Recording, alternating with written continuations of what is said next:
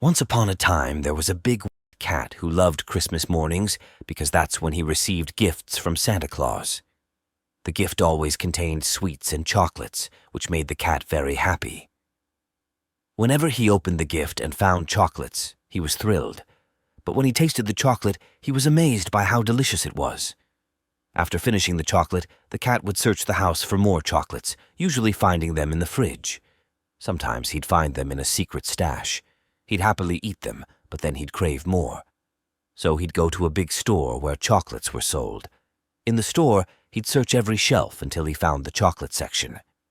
Then he'd start taking chocolates from every shelf, filling his basket until there was no space left. He'd even change his appearance to try and get more chocolates. Back home, he'd spread all the chocolates on his table, celebrating his treasure. He'd open each wrapper and scatter them around his room before eating them to his heart's content. Sometimes he'd fall asleep surrounded by chocolates. When he woke up, he'd have chocolate for breakfast and pack some in his school bag. But when he'd reach school and take out his books, the chocolates would spill everywhere, causing a mess. His teacher would scold him for bringing so many chocolates. When scolded, he became so angry that he grew in size, scaring everyone. He threw the chocolates in the air in frustration. The sight terrified everyone, especially when his size grew to match the school buildings, and blood started coming out of his mouth.